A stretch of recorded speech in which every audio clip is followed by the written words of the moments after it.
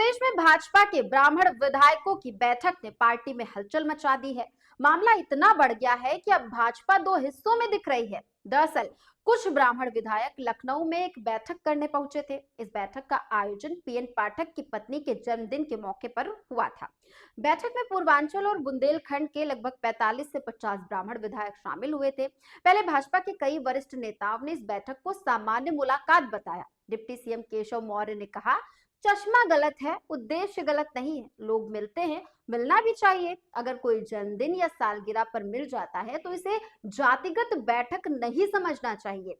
इसी तरह पूर्व सांसद ब्रजभूषण सिंह ने कहा कि 4 ब्राह्मण या 4 क्षत्रिय मिलकर बैठकर चर्चा करें, इसमें कुछ गलत नहीं है। यूपी सरकार के मंत्री धर्मवीर प्रजापति और सुनील शर्मा ने भी बैठक को जातिवाद से जोड़ने की आलोचना को गलत बताया। उनका कहना था कि जब विधायक सदन में बैठते हैं तो अलग अलग समूह में बैठते हैं, इसमें किसी का राजनीतिक मतलब निकालना उचित नहीं है। इसके बावजूद भाजपा के नए प्रदेश अध्यक्ष पंकज चौधरी ने ब्राह्मण विधायकों को सख्त चेतावनी दी। उन्होंने कहा कि विधानसभा सत्र के दौरान किसी भी जनप्रतिनिधि द्वारा समाज विशेष की बैठक करना भाजपा की संवैधानिक परंपराओं के खिलाफ है। उन्होंने साफ कहा कि भविष्य में ऐसा दोबारा हुआ तो इसे अनुशासनहीनता माना जाएगा और कार्रवाई होगी। चेतावनी के बाद विपक्ष ने इसका फायदा उठाना शुरू कर दिया।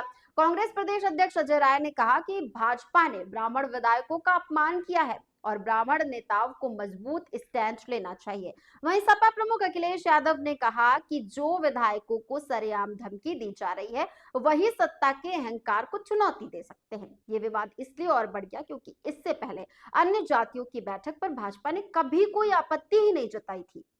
उदाहरण के लिए अगस्त में लखनऊ के होटल में ठाकुर विधायकों की बैठक हुई थी, जिसमें लगभग 40 ठाकुर विधायक शामिल हुए थे। तब किसी को कोई समस्या नहीं हुई थी। इसी तरह कुर्मी और क्षत्रिय विधायकों ने भी बैठक की थी, तब भी भाजपा ने कोई कार्रवाई नहीं की।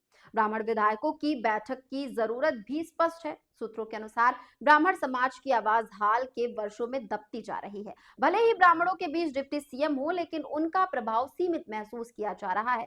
इस बैठक में विधायकों ने अपने समाज के मुद्दों और परेशानियों पर चर्चा की है। ब्राह्मण वोट बैंक भी यूपी में बहुत महत्वपूर्ण है। पूर्वांचल, मध्य यूपी और बुंदेलखंड में ब्राह्मण वोटरों की संख्या काफी है। 2022 के विधानसभा चुनाव में भाजपा को 79% ब्राह्मण वोट मिले थे। ब्राह्मण वोटर्स अपने परिवार और आसपास के लोगों को प्रभावित कर सकते हैं, इसलिए सभी पार्टियां इसे अहम मानती हैं। इस पूरी घटना से यह साफ है कि भाजपा के भीतर भी मतभेद है। एक तरफ वरिष्ठ नेता इसे सामान्य सामाजिक बैठक मान रहे हैं तो दूसरी तरफ प्रदेश अध्यक्ष ने सख्त चेतावनी दी है। वहीं विपक्ष इसे ब्राह्मण विरोधी कदम के रूप में पेश कर रहा है।